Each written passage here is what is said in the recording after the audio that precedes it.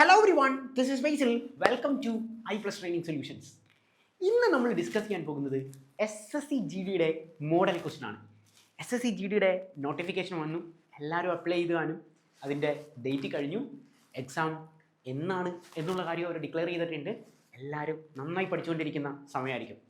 അപ്പം നിങ്ങൾ പഠിക്കുന്നതിൻ്റെ കൂടെ ഏറ്റവും കൂടുതൽ ഫോക്കസ് ചെയ്യേണ്ടത് model questions, previous year questions ഇതെല്ലാം പ്രാക്ടീസ് ചെയ്യാനാണ്. എന്തുകൊണ്ടാണ് എന്ന് ചോദിച്ചു കഴിഞ്ഞാൽ നമുക്കറിയാം, പഠിക്കുമ്പോൾ നമ്മളൊരു വൈഡ് ഏരിയയിലേക്ക് നമുക്ക് പഠിക്കേണ്ടി വരും. മോഡൽ ക്വസ്റ്റ്യൻസും PYQസും ചെയ്ത് കഴിഞ്ഞാൽ, അതായത് വളരെ ഷോർട്ട് ടൈമാണ് എക്സാമിന് ഉള്ളത് എങ്കിൽ, ഓൾറെഡി എക്സാമിൻ്റെ ഡേറ്റ് വന്നല്ലോ, അപ്പോൾ ഇനി നിങ്ങൾ വാരി വലിച്ച് പഠിക്കാനൊന്നും പോകരുത്. മോഡൽ ക്വസ്റ്റ്യൻസ് മാക്സിമം ചെയ്യുക. പ്രീവിയസ് ഇയർ ക്വസ്റ്റ്യൻസ്, കഴിഞ്ഞ വർഷത്തെ ഷിഫ്റ്റ്, അതിന് മുമ്പത്തെ വർഷത്തെ ഷിഫ്റ്റുകൾ, ഓരോ ഷിഫ്റ്റിൽ തന്നെ എത്ര ക്വസ്റ്റ്യൻസ് ആണ് വരുന്നത്, അപ്പോൾ ഈ ക്വസ്റ്റ്യൻസ് എല്ലാം ചെയ്ത് പഠിക്കുക. അപ്പോൾ iPlusൻ്റെ ആപ്പിൽ കയറി കഴിഞ്ഞാൽ നിങ്ങൾക്ക് മോഡൽ ക്വസ്റ്റ്യൻസ് ചെയ്യാൻ സാധിക്കും. അപ്പം നിങ്ങൾക്ക് ഒരു ടൈം എത്രയാണ് എടുത്തത്, നിങ്ങൾ ഒരു ക്വസ്റ്റ്യൻ എത്ര ടൈം എടുത്തു എന്നൊക്കെ ഉള്ള കാര്യം നിങ്ങൾക്ക് കൃത്യമായി മനസ്സിലാവും.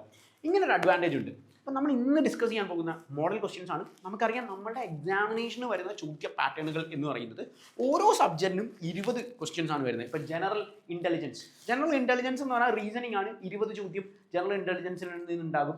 അതുപോലെ നമ്മളുടെ ജനറൽ നോളജ്, ജനറൽ അവയർനെസ് എന്ന് പറയുന്നത്, ഇതിൽ നിന്ന് നമുക്ക് 20 ചോദ്യങ്ങൾ ഉണ്ടായിരിക്കും. ആൻഡ് അപ്പോൾ തന്നെ 40 ചോദ്യമായി. പിന്നെന്താണ്, പിന്നെ നമ്മളുടെ എലമെൻ്ററി മാത്തമാറ്റിക്സ്, മാത്സിൽ നിന്ന് 20 ചോദ്യം ഉണ്ടാവും. അപ്പോൾ 60 ചോദ്യമായി. ഇനി എന്താണ്, ഇംഗ്ലീഷിൽ നിന്നും അല്ലെങ്കിൽ ഹിന്ദി.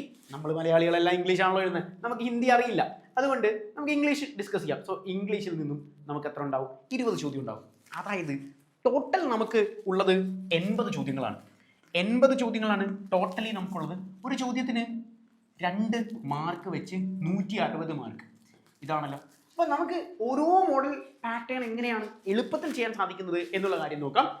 ആദ്യം നമുക്ക് റീസണിങ്ങിൻ്റെ കുറച്ച് ക്വസ്റ്റ്യൻസ് ചെയ്തു നോക്കാം. ഓരോ ഭാഗത്തു നിന്ന് ഉള്ള ഓരോ ചോദ്യങ്ങൾ ചെയ്യാം. അപ്പം നിങ്ങൾക്ക് കുറച്ചുകൂടി ഇൻട്രസ്റ്റിംഗ് ആയിരിക്കും. ആദ്യം നമുക്ക് റീസണിങ്ങിൻ്റെ എല്ലാ ഷിഫ്റ്റുകളിലും, കഴിഞ്ഞ തവണത്തെ ഷിഫ്റ്റുകൾ ഏതെടുത്ത് നോക്കിയാലും SSC GDക്ക് എല്ലായ്പ്പോഴും ക്വസ്റ്റ്യൻസിൽ വരുന്ന ഒരു പാറ്റേൺ ആണ് എന്ത്, ക്യൂബ് എന്ന് പറയുന്നത്. ഈ ക്യൂബ് ശ്രീജിത്ത് സാറ് നിങ്ങൾക്ക് ഡീറ്റെയിൽ ആയിട്ട് പഠിപ്പിച്ച് തന്നിട്ടുണ്ട്. യൂട്യൂബിൽ അതിൻ്റെ വീഡിയോസ് കിടപ്പുണ്ട്. നമ്മുടെ ആപ്പിൽ സാറ് ഡീറ്റെയിൽ ആയിട്ട് ഓരോ കോൺസെപ്റ്റ് ക്വസ്റ്റ്യൻസ് എങ്ങനെയാണ് ചെയ്യുന്നത് എന്നൊക്കെയുള്ള കാര്യങ്ങൾ പറഞ്ഞു തന്നിട്ടുണ്ട്. നിങ്ങൾ എന്നേക്കാൾ സ്പീഡിൽ ഇത് ചെയ്തു തീർക്കുക. ക്യൂബ് എന്തായാലും പഠിച്ചിട്ട് വേണം. അതായത് ഈ സെഷനോട് നമ്മൾ ഉദ്ദേശിക്കുന്നത് എന്തായാലും നമ്മൾ നോക്കേണ്ട ഭാഗങ്ങൾ ഏതൊക്കെയാണ് എന്നുള്ളതാണ്. അപ്പം ക്യൂബ് എന്ന് പറയുന്നത് വളരെ പ്രധാനപ്പെട്ട ഒന്നാണ്. ഇന്ന് നമ്മൾ പറഞ്ഞു, ക്യൂബിൽ നിന്ന് നമുക്ക് ചോദ്യങ്ങൾ ഉണ്ടാവാറുണ്ട്. നമുക്ക് എങ്ങനെയാണ് ചോദ്യം വരുന്നത്, എങ്ങനെയാണ് ഇത് എളുപ്പത്തിൽ ഐഡന്റിഫൈ ചെയ്യാൻ പറ്റുന്നത് എന്നുള്ള കാര്യം നോക്കാം. So what number will be the opposite of 1? They may ask questions like this. ഏതാണ് നമ്മളുടെ ഈ പറയുന്ന ഒന്നിന്റെ ഓപ്പോസിറ്റ് എന്ന് പറയുന്നത്? ഒന്നിന്റെ ഓപ്പോസിറ്റ് എന്ന് പറയുന്നത് ഏതാണ്? ഓപ്ഷൻ ആയിട്ട് 3 ഉണ്ട്, 2 ഉണ്ട്, 6 ഉണ്ട്, 5 ഉണ്ട്. ഒരു ക്യൂബിന്റെ പ്രത്യേകം നമുക്കറിയാലോ. നമ്മൾ സാധാരണഗതിയിൽ പാമ്പും കോണിയൊക്കെ കളിക്കാൻ നേരത്ത് ഈ ക്യൂബ് യൂസ് ചെയ്യാറുള്ള, ഡൈസ് യൂസ് ചെയ്യാറുള്ള, ക്യൂബ്, ഡൈസ് എന്നൊക്കെ പറയുന്ന സെയിം പാറ്റേൺ ക്വസ്റ്റ്യൻസ് ആണ്. ഇവിടെ നമ്മൾ പ്രധാനമായും നോക്കേണ്ട പാറ്റേൺ എന്ന് പറയുന്നത്, ക്യൂബും ഡൈസും കിട്ടിക്കഴിഞ്ഞാൽ നമുക്കറിയാം 6 പാർട്ടുകളായിരിക്കും ഇവർക്ക് ഉണ്ടാവുന്നത് ആണല്ലോ. 6 പാർട്ടുകളായിരിക്കും, 3 ഫേസുകളായിരിക്കും നമുക്ക് അറ്റ് പ്രസന്റ് കാണാൻ സാധിക്കും. 3 ഫേസുകൾ ഇതിന്റെ ബാക്കിലും ഉണ്ട്. അപ്പൊ അവർ നമ്മളോട് ചോദിച്ചിരിക്കുന്നത് ഒന്നിന്റെ ഓപ്പോസിറ്റ് ഏതാണ് എന്നുള്ള കാര്യമാണ് ചോദിച്ചിരിക്കുന്നത്. ഒന്നിന്റെ ഓപ്പോസിറ്റ് ഏതാണ് എന്നുള്ള കാര്യമാണ് നമ്മളോട് ചോദിച്ചിരിക്കുന്നത് ആണല്ലോ. നമുക്കിത് പല രീതിയിൽ ചെയ്യാൻ പറ്റും. ഒരു ഷോർട്ട് കട്ട് നോക്കിക്കോ നിങ്ങൾ. അതായത് നമുക്ക് തന്നിരിക്കുന്ന ഡയസിൽ കോമൺ ആയിട്ടുള്ള ഡൈസ് ഏതാണ് എന്നുള്ള കാര്യം നോക്കാം. കോമൺ ആയിട്ടുള്ള ഡൈസ്, കോമൺ എന്ന് പറഞ്ഞാൽ എന്താ, നമ്മൾ സാധാരണ ഈ ക്രിക്കറ്റ് ഒക്കെ കളിക്കുമ്പോൾ ഇപ്പൊ 11 പേരാണ് കളിക്കാനുള്ളൂ എന്ന് വെച്ചാൽ മൊത്തം 11 പേര്. നമ്മൾ വീട്ടിലൊക്കെ കളിക്കുന്ന കാര്യം ഉദ്ദേശിച്ചത് മൊത്തം 11 പേരേ ഉള്ളൂ. അപ്പൊ 5 പേര് ഒരു ടീമിൽ കയറും, 5 പേര് മറ്റൊരു ടീമിൽ കയറും. ഒരാളെന്ത് ചെയ്യും, ആ ടീമിനും വേണ്ടി ബാറ്റ് ചെയ്യും, മറ്റോ ടീമിനും വേണ്ടി ബാറ്റ് ചെയ്യും. ഇങ്ങനെയുള്ള ആൾക്കാരെയാണ് നമ്മൾ കോമൺ എന്ന് പറയുന്നത്. അതായത് രണ്ടിലുമുള്ള അല്ലെങ്കിൽ ഡൈസുകളിൽ ഉള്ള ആൾക്കാരെയാണ് നമ്മൾ കോമൺ എന്ന് പറയുന്നത്. നമുക്ക് ചിലപ്പോൾ 2 ഡൈസ് ആയിരിക്കും എക്സാമിന് കിട്ടും, ചിലപ്പോൾ 3 ഡൈസ്, ചിലപ്പോൾ 4 ഡൈസ്, എത്ര ഡൈസ് അവർ വേണമെങ്കിലും തന്നോട്ടെ. നമ്മൾ എന്ത് ചെയ്യും, 2 ഡൈസിനെ എടുത്തിട്ടായിരിക്കും എപ്പോഴും ആൻസേഴ്സ് ചെയ്യുന്നത്. ഓക്കെ, നമുക്ക് ആദ്യത്തെ 2 ഡൈസുകൾ എടുക്കാം. ആദ്യത്തെ 2 ഡൈസ് എടുത്തിരിക്കും, ഇതിൽ കോമൺ ഏതാണ് എന്ന് ഞാൻ നോക്കുക. ദൈവമേ, അതിൽ കോമൺ ഒന്നും ഇല്ല. നോക്കിയേ, നിങ്ങൾ കോമൺ ആണോ, നിങ്ങൾക്ക് വല്ലതും കാണാൻ പറ്റുന്നുണ്ടോ കോമൺ? 1 ഇവിടെ ഇല്ല, 6 ഇവിടെ ഇല്ല, 4 ഇവിടെ ഇല്ല, 3 ഇവിടെ ഇല്ല, 2 ഇവിടെ ഇല്ല, 5 ഇവിടെ ഇല്ല. കോമൺ ഒന്നുമില്ല. നമ്മുടെ ഒരു കളിയും നടക്കത്തില്ല അവിടെ. നമ്മുടെ ഒരു കളിയും നടക്കത്തില്ല, കോമൺ ഇല്ലാത്തതുകൊണ്ട് നമ്മളെ കച്ചവടം വിട്ട്. എന്നാൽ നമുക്ക് ഈ 2 ഡൈസ് നോക്കാം. ഒന്നിന്റെ കോമൺ ഇവിടെ ഉണ്ട്, അതായത് ഈ ഡൈസിലുമുണ്ട് ഈ ഡൈസിലുമുണ്ട്. ഓക്കെ, ഇനി വേറെ എന്തെങ്കിലും ഉണ്ടോ? 4ന്റെ കോമൺ, അതും ഈ ഡൈസിലുണ്ട് ഈ ഡൈസിലുണ്ട്. അതായത് 2 കോമൺ ഉണ്ട്. 2 കോമൺ ഉണ്ടെങ്കിൽ ആ കളി നടക്കത്തില്ല. 2 കോമൺ ഉണ്ടെങ്കിൽ ഒരു കാര്യം നടക്കും. അതായത് 5ന്റെ ഓപ്പോസിറ്റ് നമ്പർ 6 ആണ് എന്നുള്ള കാര്യം മനസ്സിലായി. 5ന്റെ ഓപ്പോസിറ്റ് നമ്പർ 6 ആണ് എന്നുള്ള കാര്യം എനിക്ക് മനസ്സിലായി. അതെങ്ങനെ മനസ്സിലായി? ഇത് 2 കോമൺ ആണെങ്കിൽ ഇത് രണ്ടുപേരും ഓപ്പോസിറ്റ് നമ്പേഴ്സ് ആയിരിക്കും. 5ന്റെ ഓപ്പോസിറ്റ് നമ്പർ ആണ് 6 എന്ന് പറയുന്നത്. പക്ഷേ എക്സാമിന് ചോദിച്ച ചോദ്യം അതല്ല. അതായിരുന്നെങ്കിൽ ഞാൻ ആൻസർ എഴുതി അപ്പം തന്നെ പരിപാടി നിർത്തിയാണ്. If they may ask questions like this, what is the opposite number of 5? 5ന്റെ ഓപ്പോസിറ്റ് നമ്പർ ഏതാണ് എന്നാണ് ചോദ്യമെങ്കിൽ ഞാൻ 6 എഴുതി പോയേനെ. അല്ലെങ്കിൽ ചോദ്യം ഇങ്ങനെയായിരുന്നു, 6ന്റെ ഓപ്പോസിറ്റ് ഏതായിരുന്നു എന്ന ചോദ്യമെങ്കിൽ ഞാൻ 5 എഴുതി പോയേനെ. പക്ഷെ 2 നടന്നില്ല. കണ്ടോ, അതല്ലായിരുന്നു ചോദ്യം. അപ്പൊ നമുക്ക് അടുത്ത ഡൈസ് നോക്കാം. ഓക്കെ, അടുത്ത ഡൈസ് നമ്മൾ മോഡൽ ക്വസ്റ്റൻ ആയതുകൊണ്ടാണ് എല്ലാ ഡൈസും എടുത്ത് ഞാൻ നിങ്ങളെ പഠിപ്പിക്കുന്നത്. സത്യത്തിൽ ക്വസ്റ്റ്യൻ കാണുന്ന കൊച്ചു നോക്കൂ, ആദ്യം ഏത് ഡൈസിലാണ് കോമൺ ഉള്ളത് ആ സാധനം മാത്രം ചെയ്യത്തുള്ളൂ. ഇത്രയും ടൈമൊന്നും എടുക്കണ്ട. ഞാൻ നിങ്ങൾക്ക് എല്ലാ പ്രോസസ്സും കൺവെൻഷണൽ മെത്തേഡിൽ കാണിച്ചു തന്നെയാണ്. അടുത്ത തവണ നിങ്ങൾ ചെയ്യുമ്പോൾ നിങ്ങൾ ബേസിക് സാറ് പറഞ്ഞ പോലെ എല്ലാ ഡൈസും എടുത്ത് നോക്കണം. നിങ്ങൾ നോക്കുമ്പോൾ അതിനകത്ത് കോമൺ ഏതാ? ശരിയാണല്ലോ, ഇതാണല്ലോ കോമൺ. നോക്ക്, 1ന്റെ കോമൺ 1 ഇവിടെ ഉണ്ട്, വേറൊന്നും കോമൺ അല്ല. അതായത് ഈ കളി നമുക്ക് കളിക്കാൻ പറ്റും. അതായത് നമ്മൾ ഫോക്കസ് ചെയ്യുന്ന പാറ്റേൺ എന്ന് പറയുന്നത്, നമ്മളുടെ ഡൈസ് എന്ന് പറയുന്നത് ഈ 2 ഡൈസ് ആണ്. ഈ 2 ഡൈസ് വെച്ചാണ് നമ്മൾ ഇതിന്റെ ആൻസർ കണ്ടുപിടിക്കാൻ പോകുന്നത്. അപ്പൊ 2 ഡൈസും വെച്ച് നമ്മൾ ഇതിന്റെ ആൻസർ കണ്ടുപിടിക്കാൻ പോവാ. നോക്കാം എങ്ങനെ ആൻസർ കണ്ടുപിടിക്കുന്നത് എന്നുള്ളത്. കോമൺ എന്താണോ, നമുക്ക് കോമൺ ഡൈസ് ഏതാണോ എന്ന് നോക്കുക. കോമൺ നമ്പർ ഏതാണ്? ഇവിടെ 1 ആണല്ലോ, ഇവിടെ 1 ആയതുകൊണ്ടാണ് കോമൺ ഡൈസ്. ഇവിടെ നിന്ന് നമ്മൾ ക്ലോക്ക് വൈസ് ഡയറക്ഷനിൽ എഴുതും. ക്ലോക്ക് വൈസ് ഡയറക്ഷൻ എന്ന് പറഞ്ഞാൽ ഏത് ഡയറക്ഷനാണ് നോക്കിക്കൊണ്ട്, ഇതാ ക്ലോക്ക് വൈസ് ഡയറക്ഷൻ. നമ്മുടെ വീട്ടിൽ ക്ലോക്ക് ഒക്കെ പോത്തില്ല, ഇതാണ് ക്ലോക്ക് വൈസ് ഡയറക്ഷൻ. അതായത് 1 4 5 കണ്ടോ, ക്ലോക്ക് വൈസ് ഡയറക്ഷൻ 1 4 5. ഡയറക്ഷൻ തെറ്റിക്കഴിഞ്ഞാൽ ഷോർട്ട് കട്ട് തെറ്റും. ഓക്കെ, 1 4 5. ഇനി ഇതാ ഇവിടെ ഇതേ അതേപോലെ ഞാൻ ക്ലോക്ക് വൈസ് ഡയറക്ഷൻ ഉണ്ടോ, 1 3 6 1 3 6. ഇത്രയേ ഉള്ളൂ. ഒന്നുകൂടി സിമ്പിളായി ഞാൻ പറയാം. എക്സാമിന് തന്നിരിക്കുന്ന ഡൈസുകളിൽ കോമൺ ആയിട്ടുള്ള ഡൈസ് ഏതാണ് എന്നുള്ളത് നോക്കുക. ഒരു നമ്പർ കോമൺ ആയിട്ട് കിട്ടിക്കഴിഞ്ഞാൽ ആ നമ്പറിനെ എഴുതുക. എങ്ങനെ എഴുതണം? ക്ലോക്ക് വൈസ് ഡയറക്ഷനിൽ എഴുതണം. ക്ലോക്ക് വൈസ് ഡയറക്ഷൻ എന്ന് പറഞ്ഞാൽ ഇതാണ് ക്ലോക്ക് വൈസ് ഡയറക്ഷൻ. ഇങ്ങനെ പോകും, ഇതാ ക്ലോക്ക് വൈസ് ഡയറക്ഷൻ. കണ്ടോ, ഇങ്ങനെ ക്ലോക്ക് വൈസ് ഡയറക്ഷനിൽ ഇത് പോയി. 1 4 5 1 3 6. സെറ്റാണ്. ക്ലോക്ക് വൈസ് ഡയറക്ഷൻ പാറ്റേൺ കിട്ടി. 1 4 5 1 3 6. ഓക്കെ, ഡൺ ആണ്, ഡീലാണ്. ഇതൊക്കെ ആയിരിക്കും ഓപ്പോസിറ്റ് നമ്പേഴ്സ്. അതായത് 5ന്റെ ഓപ്പോസിറ്റ് നമ്പർ 6, 4ന്റെ ഓപ്പോസിറ്റ് നമ്പർ 3. 1ന്റെ ഓപ്പോസിറ്റ് നമ്പർ 1 ആണോ? 1ന്റെ ഓപ്പോസിറ്റ് നമ്പർ 1 അല്ല. 5ന്റെ 6 ആണ്, 4ന്റെ 3 ആണ്. ഇത് രണ്ടും ഒരേപോലെ വന്നു. ഒരേപോലെ വന്നാൽ അതിന്റെ അർത്ഥം എന്താണെന്ന് ചോദിച്ചാൽ, ഈ ഞാൻ എഴുതിയിട്ടേക്കുന്നതിൽ ഇല്ലാത്ത നമ്പർ ആയിരിക്കും ആൻസർ. ഈ ഞാൻ എഴുതിയിട്ടേക്കുന്ന നമ്പറിൽ ഇല്ലാത്ത ആൻസർ. അതായത് 6 നമ്പേഴ്സേ വരത്തുള്ളൂ. 1 2 3 4 5 6. 5 ഉണ്ട്, 4 ഉണ്ട്, 3 ഉണ്ട്, 1 ഉണ്ട്. അപ്പൊ ആൻസർ എന്താ? 2 ആണ് ആൻസർ. കണ്ടോ, ആൻസർ 2 ആണ്. Answer is 2. ഇങ്ങനെയാണ് കണ്ടുപിടിക്കുന്നത്. ഞാൻ നിങ്ങളോട് നേരത്തെ വേറൊരു ഷോർട്ട് കട്ട് ഇവിടെ പഠിപ്പിച്ചു തന്നായിരുന്നു. അതായത് ഒരേ കോമൺ നമ്പേഴ്സ് വന്നു കഴിഞ്ഞാൽ ഇത് രണ്ടുമായിരിക്കും ഓപ്പോസിറ്റ് നമ്പേഴ്സ്. അങ്ങനെയല്ലേ? ഇങ്ങനെ ചെയ്തപ്പോഴും നമുക്ക് ഓപ്പോസിറ്റ് നമ്പർ 5 6 തന്നെ കിട്ടിയേ. ഇവിടെ നമുക്ക് എന്ത് കിട്ടി? 5 6 തന്നെ കിട്ടിയായിരുന്നു. കണ്ടോ, എങ്ങനെ ചെയ്താലും നിങ്ങൾക്ക് ആൻസർ കിട്ടും. അപ്പൊ നിങ്ങൾക്ക് ഇപ്പൊ എക്സാമിന് നിങ്ങളോട് ചോദിക്കാണ് വാട്ട് ഈസ് ഓപ്പോസിറ്റ് നമ്പർ 5 എന്ന് പറഞ്ഞു കഴിഞ്ഞാൽ ഇങ്ങനെ ചെയ്യുന്നേക്കാൾ എളുപ്പം ഇതല്ലേ? 2 കോമൺ ഉള്ള സാധനം വെട്ടിക്കളഞ്ഞാൽ എളുപ്പത്തിൽ കിട്ടും. ഞാൻ ഇവിടെ അത് ചെയ്യാത്ത 2 കോമൺ ഉള്ള ഡൈസ് എനിക്കില്ല. 1 ആണ് എന്നോട് കണ്ടുപിടിക്കാൻ പറഞ്ഞത്. അപ്പൊ എളുപ്പ വഴികളിൽ നിങ്ങൾക്ക് പാറ്റേൺ ചെയ്യാൻ മൊത്തം മെത്തേഡ്സും നിങ്ങൾക്ക് ശ്രീജിത്ത് സാറ് പറഞ്ഞു തന്നിട്ടുണ്ട്. So do study that method. That is very very very important. വളരെ ഇമ്പോർട്ടൻ്റ് ആയതുകൊണ്ടാണ്. കാരണം കഴിഞ്ഞ വർഷത്തെ ഷിഫ്റ്റുകളെല്ലാം എടുത്ത് നോക്കുക, നമ്മുടെ PYQ സെഷൻസ് എടുത്ത് നോക്കുക. അതിലെല്ലാം നിങ്ങൾ കാണും. എല്ലാ സെഷൻസിലും എന്ത് കാണും? ക്വസ്റ്റ്യൻസ് ഉണ്ട് എന്നുള്ളതാണ് പ്രത്യേകത. അപ്പോൾ എല്ലാ സെഷൻസിലും നമുക്ക് എന്തുണ്ട്? ക്വസ്റ്റ്യൻസ് ഉണ്ട് എന്നുള്ളതാണ് പ്രത്യേകത. ക്വസ്റ്റ്യൻസ് ഇവിടെ നിന്ന് വരുമ്പോൾ നമ്മൾ ഒരു കാരണവശാലും ഇത് മിസ്സാക്കരുത് എന്നുള്ള കാര്യം. റീസണിങ്ങിൽ നിങ്ങൾ ഏറ്റവും കൂടുതൽ ഫോളോ ചെയ്യേണ്ട ഒരു സാധനം കൂടിയാണ് എന്ത്? ഈ പിക്ചർ എന്ന് പറയുന്നത്. അതായത് പിക്ചറിൻ്റെ റീസണിങ് ആണ് SSC GDയിൽ ഏറ്റവും കൂടുതൽ വരുന്നത്. നമ്മളൊരു എക്സാമിനേഷനെ നന്നായി പഠിക്കുക എന്നുള്ള മോഡൽ ക്വസ്റ്റ്യൻസ് PYQs ചെയ്യുമ്പോഴുള്ള അഡ്വാൻറ്റേജ് ഉണ്ട്. എക്സാമിനെ നന്നായി പഠിക്കുക. വളരെ കുറച്ച് സമയമാണ് നമ്മുടെ മുമ്പിലുള്ളത്. അപ്പോൾ എക്സാമിനെ നന്നായി പഠിക്കാൻ വേണ്ടി നമ്മൾ ചെയ്യുന്ന ഒരു മെത്തേഡാണ് എന്ത്?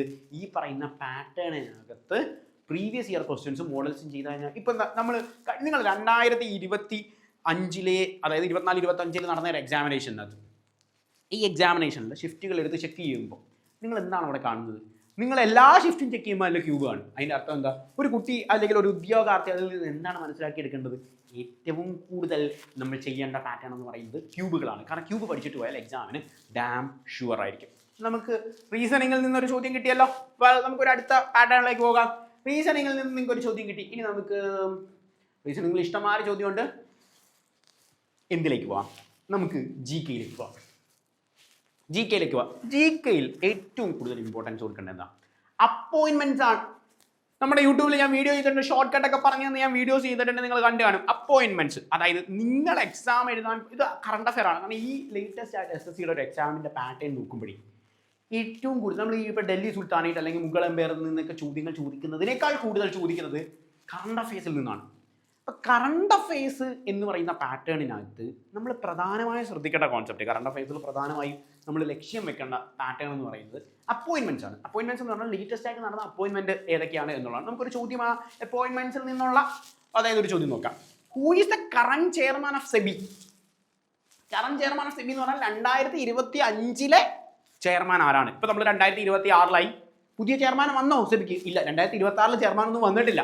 അതുകൊണ്ട് നമ്മുടെ എക്സാമിനേഷന് ഏറ്റവും അവസാനം നടന്ന അപ്പോയിൻമെന്റിന്റെ വർഷമാണല്ലോ നോക്കുന്നത്. നമ്മൾ എക്സാം എഴുതാൻ പോകുന്നതിന്റെ 6 months വരെയുള്ള അപ്പോയിൻമെന്റ്സ് ആണ് നമ്മൾ ചെക്ക് ചെയ്ത് പഠിക്കേണ്ടത് ആണല്ലോ. അപ്പം who is the current chairman of SEBI എന്ന് പറയുന്നത് അജയ് സേത്ത് ഉണ്ട്, ശക്തികാന്ത ദാസ് ഉണ്ട്, തുഹിൻ കാന്ത പാണ്ഡെ ഉണ്ട്, പൂനം ഗുപ്ത ഉണ്ട്. ആരായിരിക്കും നമ്മളുടെ ഈ പറയുന്ന സെബിയുടെ ഇപ്പോഴത്തെ ചെയർമാൻ എന്ന് പറയുന്നത്? സെബിയുടെ ഇപ്പോഴത്തെ ചെയർമാൻ തുഹിൻ കാന്ത് പാണ്ഡെ ആണ് എന്നുള്ള കാര്യം ഓർക്കുക. തുഹിൻ കാന്ത് പാണ്ഡെ. എന്താണ് ഈ സെബി? ഇനി സെബി എന്ന് പറഞ്ഞാൽ എന്താ? സെബി എന്ന് പറഞ്ഞു കഴിഞ്ഞാൽ security exchange board of India. Security exchange board of ഇന്ത്യയാണ് നമ്മൾ എന്ത് വിളിക്കുന്നത്? ഈ പറയുന്ന സെബി എന്ന് വിളിക്കുന്നത്. അപ്പം സെബി എന്ന് പറഞ്ഞാൽ security exchange board of India ആണ്. ഇന്ത്യയിലെ ഒരു റെഗുലേറ്റിംഗ് അതോറിറ്റിയാണ് ഈ സെബി എന്ന് പറയുന്നത്. റെഗുലേറ്റിംഗ് അതോറിറ്റി എന്ന് പറഞ്ഞു കഴിഞ്ഞാൽ നമുക്കറിയാം, ഷെയർ മാർക്കറ്റ്, നമ്മൾ പൈസയൊക്കെ കമ്പനികളിൽ ഇൻവെസ്റ്റ് ഒക്കെ ചെയ്യാറുണ്ട്. ചില കമ്പനികൾ നമ്മളെ പറ്റിക്കാറുണ്ട്, നമ്മളെ ചതിക്കാറുണ്ട്, സ്കാം ചെയ്യാറുണ്ട് ആണല്ലോ. ഇതിനെ നമ്മളെ ബോധവൽക്കരിക്കാൻ വേണ്ടി സെബി എന്ന് പറയുന്ന ഒരു സ്ഥാപനമുണ്ട്. ഇതൊരു റെഗുലേറ്ററി അതോറിറ്റിയാണ്. സെബി എന്ന് പറയുന്ന security exchange board of India. ഇത് ഇന്ത്യയിലൊരു സ്റ്റാറ്റ്യൂട്ടറി ബോഡിയാണ്. സ്റ്റാറ്റ്യൂട്ടറി ബോഡി എന്ന് പറഞ്ഞു കഴിഞ്ഞാൽ ഇന്ത്യയിൽ 2 ടൈപ്പ് ബോഡീസ് ആണുള്ളത്. ഒന്ന് ഒരു കോൺസ്റ്റിറ്റ്യൂഷണൽ ബോഡി, ഇപ്പോൾ സുപ്രീം കോർട്ട് ഓഫ് ഇന്ത്യ, അതൊരു കോൺസ്റ്റിറ്റ്യൂഷണൽ ബോഡിയാണ്. അല്ലെങ്കിൽ നമ്മളുടെ പ്രസിഡന്റ് ഓഫ് ഇന്ത്യ, അതൊരു കോൺസ്റ്റിറ്റ്യൂഷണൽ ബോഡിയാണ്. ഇലക്ഷൻ കമ്മീഷൻ ഓഫ് ഇന്ത്യ, അതൊരു കോൺസ്റ്റിറ്റ്യൂഷണൽ ബോഡിയാണ്. എന്നാൽ ഇന്ത്യയുടെ കോൺസ്റ്റിറ്റ്യൂഷണൽ ബോഡി എന്ന് വെച്ച് കഴിഞ്ഞാൽ ഇന്ത്യയുടെ ഭരണഘടനയെ അതിനെക്കുറിച്ച് പറഞ്ഞിട്ടുണ്ട്. ഇതാണ് നമ്മൾ ഉദ്ദേശിച്ചത്. എന്നാൽ സെബിയെക്കുറിച്ച് ഇന്ത്യയുടെ ഭരണഘടനയിൽ എവിടെയും പറഞ്ഞിട്ടില്ല. ഇന്ത്യയുടെ ഭരണഘടന ഉണ്ടായപ്പോൾ പറഞ്ഞിട്ടുണ്ടോ സെബി ഉണ്ടാവണം? അതായത് ഭരണഘടന ഉണ്ടാക്കിയ ഡോക്ടർ അംബേദ്കർ ചിന്തിച്ചു കാണൂ, നാളെ ഇങ്ങനെ ഷെയർ മാർക്കറ്റിൽ ആളുകൾ കള്ളത്തരം നടത്തും, കമ്പനി ഇൻവെസ്റ്റ് ചെയ്യും, അങ്ങനെയൊന്നും അവർ ചിന്തിച്ചിട്ടില്ല. അതുകൊണ്ട് അതുണ്ടാക്കിയില്ല എന്നും പറഞ്ഞ് നമുക്ക് പുതിയതായിട്ടൊരു ബോഡി ഉണ്ടാക്കണ്ടേ? അപ്പം നമ്മൾ എന്ത് ചെയ്യും? നിയമം വഴി ഒരു ബോഡി ക്രിയേറ്റ് ചെയ്യും. അങ്ങനെ നിയമം വഴി ഉണ്ടാകുന്ന ഒന്നിനെയാണ് ഈ സെബി എന്ന് പറഞ്ഞ സ്റ്റാറ്റ്യൂട്ടറി ബോഡി. സ്റ്റാറ്റ്യൂട്ട് എന്ന് പറഞ്ഞ ഒരു നിയമമാണ്, നിയമം വഴി ഉണ്ടാക്കുകയാണ്. സെബി നിലവിൽ വരുന്നത് 1988 1988 സെബി നിലവിൽ വരുന്നത്. എന്നാൽ സെബിക്ക് ഈ പറയുന്ന സ്റ്റാറ്റ്യൂട്ടറി പദവി കിട്ടുന്നത് 1992 എന്നുള്ള കാര്യം എടുക്കാം. അപ്പൊ 1992 സെബിക്ക് എന്ത് കിട്ടുന്നത്? സ്റ്റാറ്റ്യൂട്ടറി പദവി കിട്ടുന്നത് എന്നുള്ള കാര്യം ഓർക്കുക. സോ സെബിയുടെ 11ാമത്തെ ചെയർപേഴ്സൺ ആണ് ആര്? ഈ പറയുന്ന തുഹിൻ കാന്ത് പാണ്ഡെ എന്ന് പറഞ്ഞ. അതായത് എക്സാമിനേഷൻ ഇങ്ങനെയും ചോദിക്കാം, തുഹിൻ കാന്ത് പാണ്ഡെ സെബിയുടെ എത്രാമത്തെ ചെയർപേഴ്സൺ ആണ് എന്ന് ചോദിച്ചു കഴിഞ്ഞാൽ 11ാമത്തെ ആണ്. 10ാമത്തെ ചെയർപേഴ്സൺ എന്ന് പറയുന്നത് മാധുരി പൂരി ഭഞ്ച് എന്ന് പറയുന്ന ഒരു പെങ്കൊച്ചായിരുന്നു, ഒരു വനിതയായിരുന്നു. മാധുരി പൂരി ഭഞ്ച് എന്ന് പറയുന്ന ഒരു വനിതയായിരുന്നു. 10ാമത്തെ ചെയർപേഴ്സണെ കുറിച്ച് ഞാൻ എന്തിനാണ് ഇവിടെ പറയുന്നത് എന്ന് ചോദിച്ചു കഴിഞ്ഞാൽ, സെബിയുടെ ചരിത്രത്തിൽ ആദ്യമായിട്ടാണ് ഒരു വനിത സെബിയുടെ അധ്യക്ഷ പദവിയിലേക്ക് എത്തുന്നത്, ചെയർപേഴ്സൺ പദവിയിലേക്ക് എത്തുന്നത്. അതുകൊണ്ട് ആ കാലഘട്ടത്തിൽ നടന്ന SSCയുടെ എല്ലാ എക്സാമുകൾക്കും, നമ്മുടെ GD എക്സാമിനേഷൻ ആയാലും MTS ആയാലും CHS ആയാലും സ്ഥിരം ചോദിച്ചുകൊണ്ടിരുന്ന ഒന്നാണ് ഈ പറയുന്ന സെബിയുടെ ചെയർപേഴ്സൺ ആരാണ് എന്നുള്ളത്. അന്നത് മാധുരി പൂരി ഭഞ്ച് ആയിരുന്നു. 10ാമത്തെ ചെയർപേഴ്സൺ ആയിരുന്നു. മാധുരി പൂരി ഭഞ്ചിനെ റീപ്ലേസ് ചെയ്തുകൊണ്ടാണ് 11ാമത്തെ ചെയർപേഴ്സൺ ആയിട്ട് തുഹിൻ കാന്ത് പാണ്ഡെ വരുന്നത്. ഓക്കെ, തുഹിൻ കാന്ത് പാണ്ഡെ 11ാമത്തെ ചെയർപേഴ്സൺ ആയിട്ട് വരാൻ ഉണ്ടായ കാരണമാണ് ഞാൻ നിങ്ങളോട് വിശദീകരിച്ചത്. നമ്മൾ ഒരു കാര്യം പഠിക്കുമ്പോൾ പ്രധാനമായും ഇതിൻ്റെ ഓപ്ഷനുകൾ കൂടി പഠിക്കുക. കാരണം ഈ ഓപ്ഷനുകളെല്ലാം ഒരു ചോദ്യമാണ്. അപ്പോൾ അതും കൂടി നമുക്ക് വർക്കൗട്ട് ചെയ്യുമ്പോൾ കിട്ടും. അതായത് നമ്മൾ പറഞ്ഞു വളരെ ലിമിറ്റഡ് പീരീഡാണ് നമുക്ക് മുമ്പിലുള്ളത്. വളരെ ലിമിറ്റഡ് പീരീഡാണ്. ഈ ലിമിറ്റഡ് പീരീഡിൽ നമ്മൾ എന്ത് ചെയ്യണം? നമ്മൾ വാസ്റ്റായിട്ട് പഠിക്കാതെ മോഡൽ ക്വസ്റ്റ്യൻസ് PYQ ചെയ്യുക. മോഡൽ ക്വസ്റ്റ്യൻസ് ചെയ്യുമ്പോൾ അതിൻ്റെ ഓപ്ഷൻസിൽ കിടക്കുന്ന ആളുകളെ കൂടി നമ്മൾ പരിചിതമായിരിക്കണം. അതായത് ആരാണ് അജയ് സേത്ത് എന്ന് പറയുന്നത്? ഈ അജയ് സേത്ത് എന്ന് പറയുന്നത് ഇദ്ദേഹം ഒരു ചെയർമാനാണ്. എന്തിൻ്റെയാണ്? നമ്മുടെ ഇൻഷുറൻസ് റെഗുലേറ്ററി അതോറിറ്റിയുടെ IRDAI ആണല്ലോ ഇന്ത്യയുടെ എന്താണ് ചെയർമാനാണ് ഈ പറയുന്ന അജയ് സേത്ത് എന്ന് പറയുന്ന ഇൻഷുറൻസ് റെഗുലേറ്ററി ഡെവലപ്മെന്റ് അതോറിറ്റി എന്ന് പറയുന്ന ഇന്ത്യയുടെ insurance regulatory development authority of India എന്ന് പറയുന്ന IRDAIയുടെ ചെയർപേഴ്സൺ ആണ് ആര്? അജയ് സേത്ത് എന്ന് പറയുന്ന വ്യക്തി. ആരാണ്? ശക്തികാന്ത് ദാസ്. ശക്തി നമുക്ക് അവിടെ നിന്ന് പഠിക്കാൻ പറ്റും. ശക്തി എന്ന് പറയുന്ന പാറ്റേൺ. ശക്തികാന്ത് ദാസ് എന്ന് പറയുന്നത് നമ്മളുടെ ഇന്ത്യയുടെ പ്രധാനമന്ത്രി നരേന്ദ്രമോദിയാണല്ലോ. ഇന്ത്യയുടെ പ്രധാനമന്ത്രിയായ നരേന്ദ്രമോദിയുടെ പ്രിൻസിപ്പൽ സെക്രട്ടറിയാണ് ആര്? ശക്തികാന്ത് ദാസ് എന്ന് പറയുന്നത്. അപ്പോൾ എക്സാമിനേഷൻ നമ്മളോട് ചോദിക്കും, തന്നിരിക്കുന്ന ഓപ്ഷൻസിൽ ഇന്ത്യയുടെ പ്രധാനമന്ത്രിയായ നരേന്ദ്രമോദിയുടെ പ്രിൻസിപ്പൽ സെക്രട്ടറി ആരാണ് എന്ന് ചോദിച്ചു കഴിഞ്ഞാൽ അതാരാണ്? ശക്തികാന്ത് ദാസ് ആണ് എന്നുള്ള കാര്യം ഓർക്കുക. അപ്പോൾ ശക്തികാന്ത് ദാസ് ആണ് ഇന്ത്യയുടെ പ്രധാനമന്ത്രിയായ നരേന്ദ്രമോദിയുടെ പ്രിൻസിപ്പൽ സെക്രട്ടറി എന്ന് പറയുന്നത്. ഇനി തുഹിൻ കാന്ത് പാണ്ഡെ ആരാണ് എന്നുള്ള കാര്യം നമ്മൾ ഓൾറെഡി പറഞ്ഞു. സെബിയുടെ ചെയർപേഴ്സൺ പദവി അലങ്കരിക്കുന്ന വ്യക്തിയാണ് തുഹിൻ കാന്ത് പാണ്ഡെ. അടുത്ത നമ്മൾ നോക്കാൻ പോകുന്നത് പൂനം ഗുപ്തയാണ്. അടുത്ത നമ്മൾ ഡിസ്കസ് ചെയ്യാൻ പോകുന്നത് പൂനം ഗുപ്ത. പൂനം ഗുപ്ത എന്ന് പറയുന്നത് റിസർവ് ബാങ്ക് ഓഫ് ഇന്ത്യയുടെ ഡെപ്യൂട്ടി ഗവർണറാണ്. നമുക്കറിയാം നമ്മളുടെ ഫിനാൻഷ്യൽ ക്യാപിറ്റൽ എന്നറിയപ്പെടുന്നത് മുംബൈയാണ്. മഹാരാഷ്ട്രയുടെ ക്യാപിറ്റൽ കൂടിയാണ് മുംബൈ. മഹാരാഷ്ട്രയുടെ ക്യാപിറ്റലായ മുംബൈയാണ് നമ്മൾ ഫിനാൻഷ്യൽ ക്യാപിറ്റൽ ഓഫ് ഇന്ത്യ എന്ന് അറിയപ്പെടുന്നത്. ഈ റിസർവ് ബാങ്ക് ഓഫ് ഇന്ത്യയുടെ ഹെഡ് ക്വാർട്ടേഴ്സ് സ്ഥിതി ചെയ്യുന്നത് എവിടെയാണ്? ഈ പറയുന്ന മുംബൈയിലാണ്. അപ്പോൾ RBIയുടെ ഹെഡ് ക്വാർട്ടേഴ്സ് സ്ഥിതി ചെയ്യുന്നത് മുംബൈയിലാണ്. ഈ റിസർവ് ബാങ്ക് ഓഫ് ഇന്ത്യയുടെ ഡെപ്യൂട്ടി ഗവർണറായിട്ടാണ് പൂനം ഗുപ്തയെ അപ്പോയിന്റ് ചെയ്തത് എന്നുള്ള കാര്യം ഓർക്കുക. അപ്പോൾ പൂനം ഗുപ്തയെ ലേറ്റസ്റ്റ് ആയിട്ട് നമ്മൾ അപ്പോയിന്റ് ചെയ്തതാണ് RBIയുടെ ഡെപ്യൂട്ടി ഗവർണർ. RBIയുടെ ഗവർണർ ആരാണ് എന്നൊക്കെ എക്സാമിനേഷൻ ചോദിക്കും. അത് ഈ ക്വസ്റ്റനിൽ വരാഞ്ഞതിൻ്റെ കാരണം എന്താണ് എന്ന് ചോദിച്ചാൽ ലേറ്റസ്റ്റ് ആയിട്ടുള്ള അപ്പോയിന്റ്മെന്റ് പൂനം ഗുപ്തയുടെ ആയിരുന്നു. എന്ന് പറഞ്ഞാൽ RBIയുടെ ഗവർണറെ പഠിക്കാതെ എക്സാമിന് കയറല്. RBIയുടെ ഗവർണർ എന്ന് പറയുന്നത് ഒരു മല്ലനായ മനുഷ്യനാണ് എന്നോർത്താൽ മതി. മല്ലനാണ്. സഞ്ജയ് മൽഹോത്രയാണ് റിസർവ് ബാങ്ക് ഓഫ് ഇന്ത്യയുടെ ഗവർണർ പദവി അലങ്കരിക്കുന്നത്. സോ RBIയുടെ ഡെപ്യൂട്ടി ഗവർണറാണ് ആര്? പൂനം ഗുപ്തെ എന്ന് പറയുന്ന പാറ്റേൺ. അപ്പോൾ പൂനം ഗുപ്തെ റിസർവ് ബാങ്ക് ഓഫ് ഇന്ത്യയുടെ ഡെപ്യൂട്ടി ഗവർണർ പദവി അലങ്കരിക്കുന്ന വ്യക്തിയാണ് എന്നുള്ള കാര്യം കൂടി ഓർത്തുകൊള്ളുക. അപ്പോൾ നമ്മൾ ഇന്നത്തെ സെഷനിൽ പ്രധാനമായിട്ടും 2 ചോദ്യങ്ങളാണ് പരിചയപ്പെട്ടത്. ഈ ചോദ്യത്തിൻ്റെ പ്രത്യേകത എന്താണ്? ഒന്ന്, GK സെഷനിൽ നിന്ന് ഒരു ക്വസ്റ്റൻ ആയിരുന്നു. GK സെഷനിൽ നിന്ന് നമുക്കുണ്ടായ ചോദ്യം എന്ന് പറയുന്നത് ഈ പറയുന്ന ആരാണ് സെബിയുടെ ചെയർപേഴ്സൺ പദവി അലങ്കരിക്കുന്നത് എന്നുള്ളത്. ഒന്ന് നമ്മൾ റീസണിങ്ങിൽ നിന്നുള്ളൊരു ചോദ്യം കണ്ടു. അതായത് റീസണിങ്ങിൽ എല്ലാ തവണയും ചോദിക്കുന്ന ക്യൂബുമായി ബന്ധപ്പെട്ടിരിക്കുന്നതാണ്. ബാക്കി ക്വസ്റ്റ്യനുമായി അടുത്ത തവണ നമുക്ക് കാണാം. That's all. Thank you. By.